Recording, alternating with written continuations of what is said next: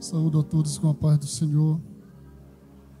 Louvamos a Deus, mas esta oportunidade de transmitir a palavra do Senhor é sempre uma alegria, é sempre uma honra. Vamos abrir a Bíblia no Evangelho segundo São João. João capítulo 20. João capítulo 20, versículos 19 a 27. Acompanhem na sua Bíblia, na tela, que nos diz a palavra do Senhor. Chegada, pois, a tarde daquele dia, o primeiro da semana, e cerradas as portas onde os discípulos, com medo dos judeus, se tinham ajuntado, chegou Jesus e pôs-se no meio e disse-lhes: paz seja convosco. E dizendo isso, mostrou-lhes as mãos e o lado, de sorte que os discípulos se alegraram, vendo o Senhor. Disse-lhes, pois, Jesus outra vez: paz seja convosco. Assim como o Pai me enviou, também eu vos envio a vós. E havendo dito isso, assoprou sobre eles e disse-lhes: recebei o Espírito Santo. Àqueles a quem perdoardes os pecados, lhes são perdoados, e àqueles a quem os retiverdes, lhes são retidos. Ora, Tomé, um dos 12, chamado Dídimo, não estava com eles quando veio Jesus. Disseram-lhe, pois, os outros discípulos: vimos o Senhor. Mas ele disse-lhes: se eu não vir o sinal dos cravos em suas mãos, e não puser o dedo no lugar dos cravos, e não puser a minha mão no seu lado, de maneira nenhuma eu crerei. E 8 dias depois estavam outra vez os seus discípulos dentro, e com eles Tomé. Chegou Jesus, estando as portas fechadas, e apresentou-se no meio e disse: paz seja convosco. Depois disse a Tomé: põe aqui o teu dedo e vê as minhas mãos. Chega a tua mão e põe-na no meu lado. Não sejas incrédulo, mas crente. Por hora, até aqui, para a nossa meditação. Poder sentar, muito obrigado. Que Deus nos abençoe, mediante esta palavra, este texto sagrado, registrado pelo apóstolo João. É bom sempre lembrar que esse foi o último dos evangelhos a ser escrito. João escreveu este evangelho já perto do final de sua vida, talvez aí depois do ano 90 da nossa era, quando todos os demais apóstolos já haviam morrido. Inclusive os demais evangelhos, outros 3, também já tinham sido escritos. E João traz um relato para enfatizar, dentro desta biografia de Jesus, ainda que parcial, mas ele traz um relato para enfatizar a divindade de Jesus. Por isso que ele é conhecido como o Evangelho do Filho de Deus. Ele inclusive começa este Evangelho dizendo que Jesus é Deus, que ele é o Verbo divino encarnado e que ele é antes do princípio, e nós conhecemos muito bem João capítulo 1. E o texto que nós lemos é exatamente o relato da ressurreição de Jesus. Os primeiros dias, Jesus ficou aqui na terra depois de ressuscitar, ficou 40 dias com os seus discípulos, e aqui nós temos um relato das primeiras 2 semanas, pelo menos. Esse trecho que lemos, Jesus aparece aos discípulos quando eles estavam dentro de uma casa, como está aqui, com portas e janelas cerradas. Esse cerrado com C aqui é de fechados, né? Então estava tudo fechado. E Jesus de repente entra naquela casa onde os discípulos estavam reunidos, e o narrador, o autor sagrado, diz que eles estavam com portas fechadas porque estavam com medo dos judeus, estavam amedrontados. Pode ser que Jesus tenha passado por essas portas ainda fechadas, para ele isso não é problema. Pode ser que ela tenha se aberto para ele, como aconteceu quando Pedro saiu da prisão. O certo é que estava tudo fechado. De repente, Jesus se apresenta no meio deles e traz esta palavra maravilhosa quando fala: paz seja convosco. É o que eles precisavam, né? Precisavam de paz. Quem está com medo precisa de paz. E esta paz, ele mesmo havia dito já: deixe-vos a paz, a minha paz vos dou. Mas acontece que os discípulos ficaram assustados, já estavam com medo. Mas quando eles veem alguém entrando na casa com as portas fechadas, aí eles ficam assustados, atemorizados, ainda que também maravilhados. E Jesus então disponibiliza para eles a oportunidade de conferirem que ele era Jesus. Jesus então apresenta para eles as marcas nas mãos e nos pés, e também o seu lado, e os discípulos continuaram ainda assustados. O relato de Lucas, capítulo 24, nos traz mais detalhes sobre esse momento. Porque aqui é o primeiro dia da semana, à tardinha, o domingo à tardinha, Jesus havia ressuscitado pela manhã, e quando nós lemos o relato da ressurreição, às vezes fica um pouco confuso para a gente. Mas fique tranquilo, cada vez que você fizer uma nova leitura, você vai descobrir novos detalhes. Não são novas revelações, são novos detalhes. E a gente fica sem entender muitas vezes, porque parece que Mateus fala uma coisa, parece que João traz um detalhe diferente, mas na verdade existe uma harmonia dos evangelhos. E é importante fazermos uma leitura dos evangelhos de forma harmoniosa. E quando vemos a harmonia dos evangelhos, nós vemos que esse evento acontece de fato nesse primeiro dia da semana, mas Lucas traz alguns detalhes a mais. Tanto Lucas, quanto João, quanto Marcos, quanto Mateus trazem um relato da ressurreição de Jesus. E em Lucas nós temos aquele relato bem conhecido dos dois discípulos que iam no caminho de Emaús, e a gente vê alguns detalhes ali, quando eles falam com Jesus, eles fazem menção de que as mulheres haviam ido ao sepulcro, que o sepulcro estava vazio, mas que ninguém tinha visto Jesus ainda, pelo menos eles não tinham visto. Porque depois que aquelas mulheres vão ao sepulcro, aí nós vemos um destaque para Maria Madalena, que quando ela chega ao sepulcro, ainda bem de madrugada, certamente ainda escuro, e ela dá uma olhada lá para dentro daquele buraco, daquele túmulo, e ela vê que o corpo de Jesus não estava lá. E ela fica assustada, e fica muito triste, porque elas tinham ido, ela e as outras mulheres, para perfumar o corpo de Jesus. E elas não entendem ainda que ele havia ressuscitado. E elas ficam encabuladas porque o corpo não está lá, e elas não sabem para onde levar o corpo. Elas não estão falando de ressurreição. Elas querem saber cadê o corpo do mestre delas. E aí então elas se viram e voltam para falar para os discípulos que o corpo não estava lá.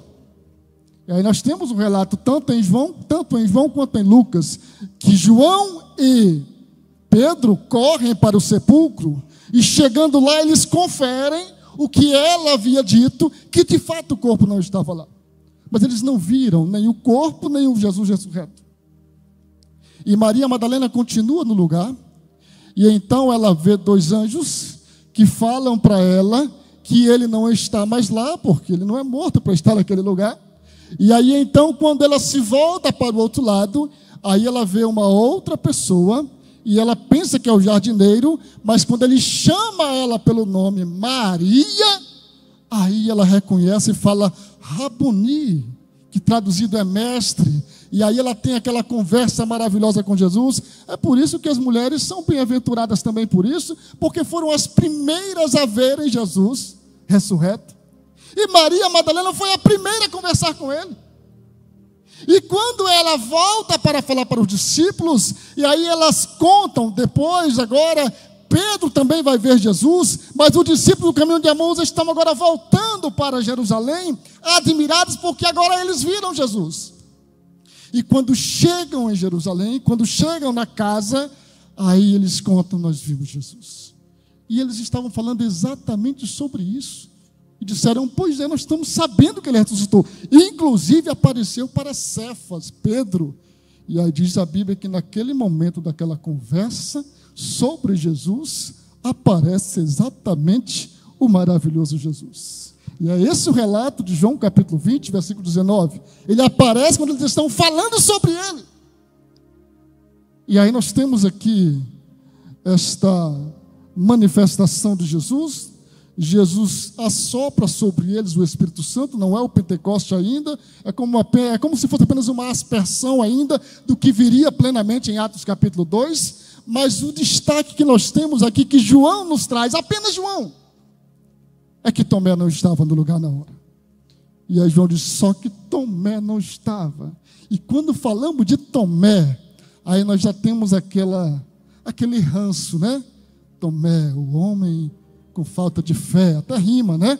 O homem incrédulo. Pois é, Tomé está aqui. Mas será que ele é tudo isso mesmo?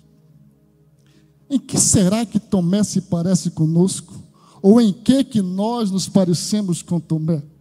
Porque Tomé, na verdade, ele era uma pessoa muito positiva. Quando ele tinha dúvidas, ele inquiria para saber. Ele perguntava. E parecido com Pedro, às vezes ele representava os seus condiscípulos. E nós temos poucas menções a Tomé na Bíblia. Nós temos pelo menos 4 em que ele está agindo. Nós temos aquele evento lá em João capítulo 11, também registrado por João capítulo 11, quando Jesus tem conhecimento que Lázaro estava doente, e Jesus ainda se demora onde ele estava por mais 2 dias. Aí deu certo, porque aí Lázaro morreu, já estava doente, morreu, e aí Jesus então diz para os seus discípulos: vamos ter que voltar para Betânia, porque Lázaro está dormindo, né? E eles dizem: se está dormindo, então está bem. E Jesus então, vendo que eles não estavam entendendo, disse: pois é, ele morreu. E aí Jesus disse: nós temos que ir lá. E quando Jesus fala que precisavam voltar para Betânia, então Tomé diz: os discípulos disseram, na verdade: Senhor, a gente saiu de lá há pouco tempo e queriam matar o Senhor. Vamos voltar para lá de novo. E Jesus: vamos. E aí Tomé então disse: então vamos para morrer com ele. E dependendo da forma como a gente lê isso, pode até parecer que há um sarcasmo da parte de Tomé. Mas podemos também ver Tomé como sendo um amigo leal. Porque ele não disse: não vamos, porque senão vamos morrer com ele. Vamos morrer com ele. Ora, e até quem acha que está falando de Lázaro, mas lá já tinha morrido. E outras versões vai dizer: vamos morrer com o mestre. E foi. Então, para além de ser um homem que às vezes duvidava, ele era um homem leal, amigo. Vamos morrer com o mestre.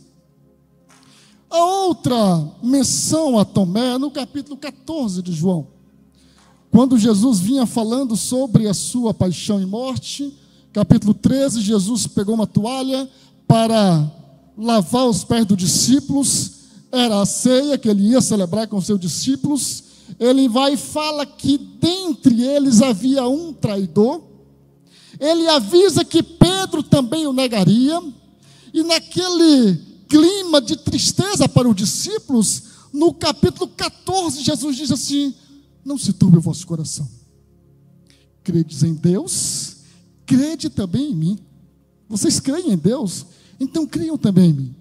Na casa de meu pai há muitas moradas. Se não fosse assim, eu vos teria dito. Como que dizendo: se não tivesse, eu tinha avisado já que não tinha. Então ele está avisando para os discípulos ficarem tranquilos, que tem lugar melhor para eles depois de tudo aquilo. E ele vai e fala, diz assim: vocês já sabem o caminho. Vocês já estão por dentro de tudo. E os discípulos ficam calados. Mas Tomé é diferente. Ele inova, né? Jesus acabou de dizer que eles sabiam para onde Jesus ia.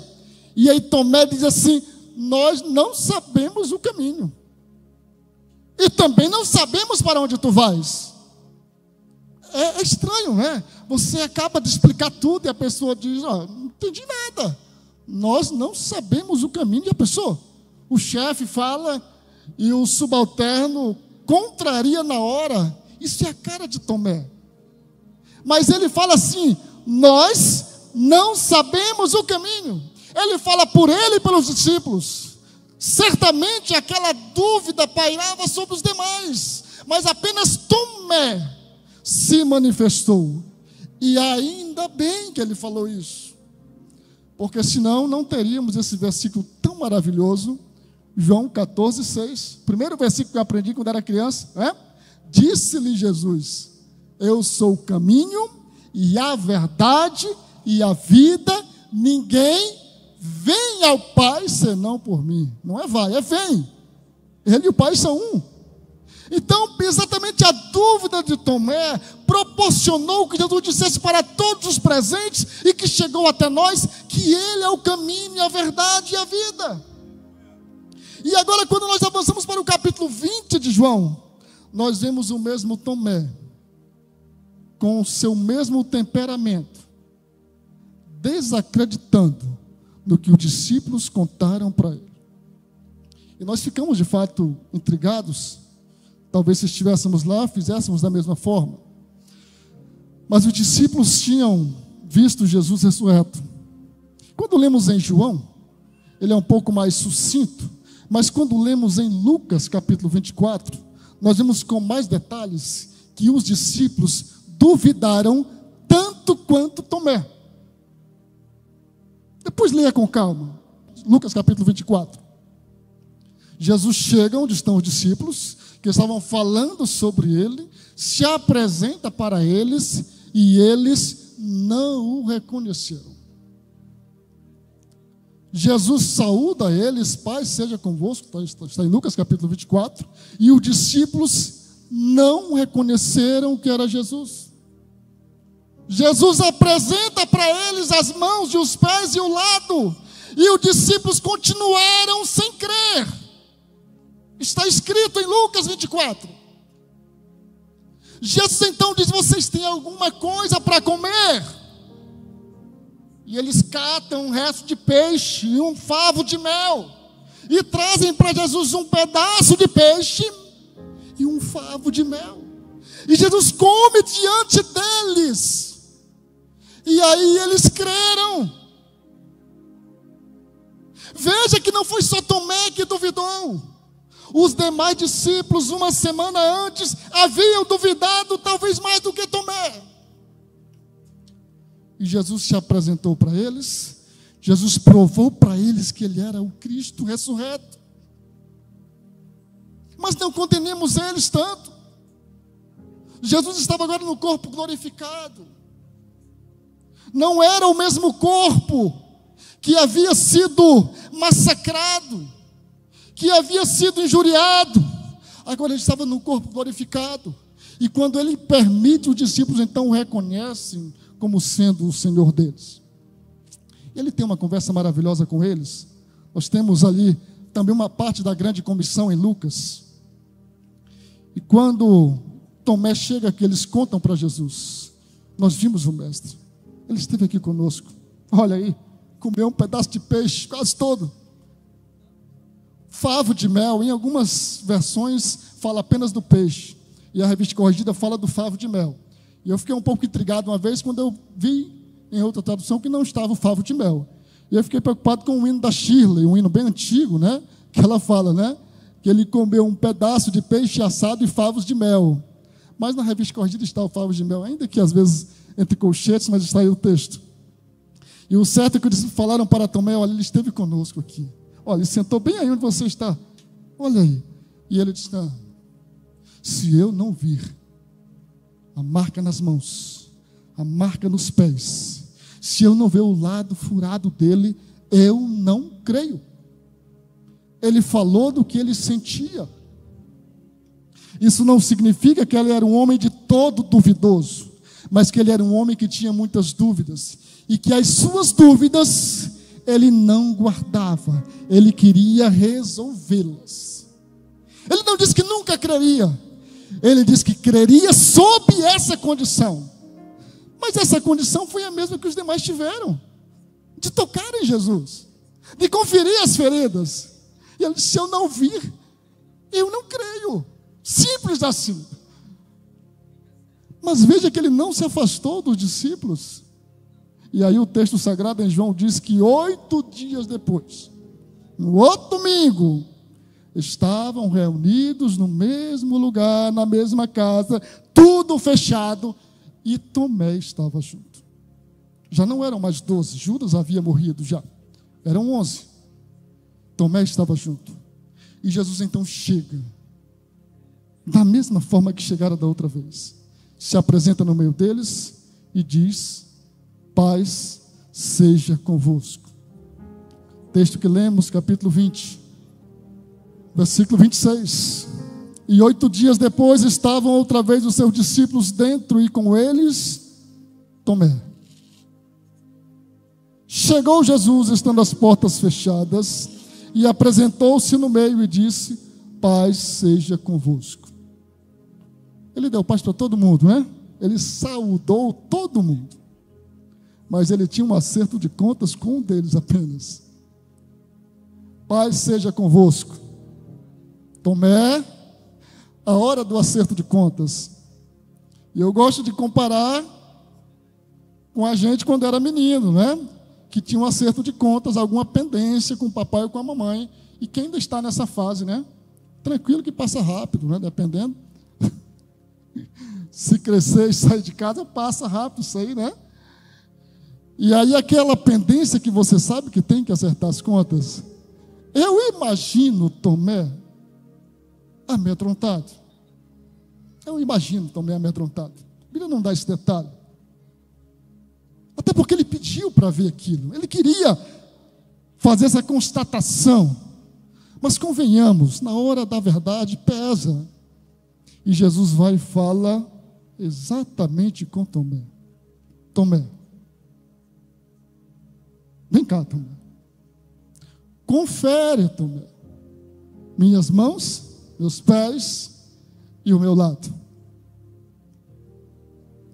Muitas vezes a dúvida é exatamente o percurso que precisamos fazer para chegarmos a uma verdade. Na verdade, esse é um método científico, né? O doutor Diego entende melhor isso aí. Se você chegar sem dúvidas para fazer uma pesquisa, você vai descobrir o quê? Você não tem dúvidas. Então você tem que trazer suas dúvidas. Alguém já disse que se alguém chega sem dúvidas, vai sair com dúvidas. Mas se chegar com muitas dúvidas, é bem provável que saia com muitas respostas. E essa dúvida de Tomé deu-lhe a oportunidade de sair com respostas. E nós temos o resultado, porque quando Jesus chama ele para conferir, Jesus disse para ele, cara, para ele ser crente, não seja assim incrédulo, mas crente. E a parte que deve nos emocionar é o que está no versículo 28, a reação de Tomé. Costumo dizer que o texto não registra se Tomé conferiu, mas nós temos a certeza que Tomé creu. Tomé creu. Quando os 2 discípulos foram ao sepulcro, Pedro e o outro, supostamente João, que não se identifica, os 2 correram para ir ao sepulcro conferir que não havia mais corpo, lá atrás. Pedro saiu na frente, o outro discípulo, se era João, certamente, talvez mais jovem, ultrapassou Pedro, chegou primeiro, mas respeitou a antiguidade. Pedro depois chegou, meteu a cabeça lá dentro, olhou, viu que não havia corpo e ficou maravilhado com aquilo. Coisa admirável. Depois o outro discípulo, certamente João, olhou, conferiu e diz a Bíblia que ele creu. Então o ato de crer é algo volitivo que a pessoa precisa querer aceitar a verdade. E Tomé então aceitou quando viu Jesus. Ele creu e bradou: Senhor meu e Deus meu. Algo que nós falamos com facilidade, né? Senhor meu e Deus meu. Bem tranquilo para a gente falar isso. Ele é o nosso Senhor, Ele é o nosso Deus. Nós temos 66 livros falando sobre Deus, sobre a Trindade. Nós temos evidências bíblicas claras para nós. Mas para Tomé, para os judeus, reconhecer em Jesus a divindade era algo desafiador. Que eles cresceram aprendendo que existe só um Deus, apenas Jeová. E de repente ele olha para Jesus e diz: Senhor meu e Deus meu. Mas não foi uma mera exclamação, não foi um mero espanto. Ele falou para Jesus: Senhor meu e Deus meu. Ele está reconhecendo que Jesus é o seu Senhor, está reconhecendo que Jesus é Deus. E esta fé, esta segurança, curiosamente, veio exatamente depois da dúvida. Não estou aqui de forma alguma lhe estimulando a duvidar de tudo. Mas vez por outra nós precisamos ver para crer. Tem um hino do cantor Eliel Rosa, um hino bem antigo, os mais antigos, pastor Cláudio, devem lembrar, é um hino bem antigo que fala tempo de criança. Não vou cantar porque eu não sei cantar, irmãos. Mas ele fala exatamente que quando a gente era criança, a gente ganhava o presente antes de receber. Não é assim? O pai e a mãe compram lá, isso aqui é para o fulano, é para a fulana. Já ganhou o presente. Ainda nem recebeu, mas já ganhou. Quando a gente fica adulto, a gente precisa ver para crer.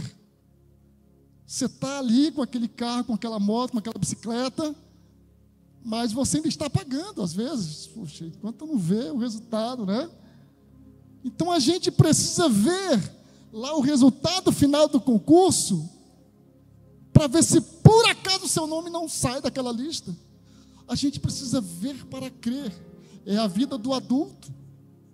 E a vida do cristão, muitas vezes, nós precisamos de evidências para fortalecer a nossa fé. Nós cremos na pregação. Alguém pregou algum dia e você acreditou naquela mensagem. Mas você agora tem uma caminhada com Cristo.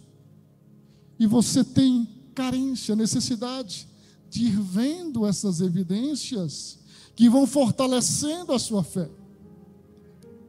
Quando Deus prometeu para Abraão que ele seria pai de uma grande nação, e que disse para Abraão sair da sua terra, Abraão saiu. Romanos capítulo 4 diz que Abraão creu, e isso lhe foi imputado por justiça. Mas Abraão creu no nada? Abraão creu em quê? Abraão creu no prometedor. Ele sabia que aquele que prometera era capaz de cumprir. Que Deus, através da sua palavra, nos ensine e que nós aprendamos com Tomé também a sermos positivos, e a buscarmos sanar as nossas dúvidas aos pés do Senhor, levando sobre Ele, lançando sobre Ele as nossas ansiedades. Muitas vezes a nossa falta de crença. Quando eu tinha 18, 19 anos, já era crente, era quase obreiro. E um dia na sala de aula um colega me evangelizou, quase que me evangeliza, me ofertando um outro Salvador. E aquilo me deu uma dúvida, mesmo crente desde criança. Me falou dessa outra fé, essa outra religião, uma religião indiana, e eu fiquei com aquela dúvida. E eu procurei o pastor Valério, que era meu pastor à época, e disse: pastor Valério, eu estou em dúvida. Bom, ter um Salvador é bom, né? Agora, e dois? Olha só, olha o perigo na cabeça de um jovem.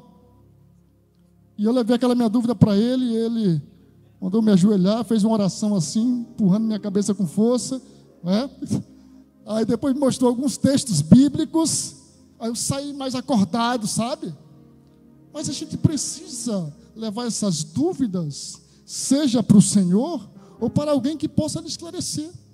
É esta lição que Tomé nos deixa. É tanto que Tomé é um dos apóstolos de Jesus. Segundo a tradição, ele evangelizou na Índia e foi também martirizado por causa do evangelho de Cristo. Que Deus nos abençoe mediante esta palavra. Obrigado.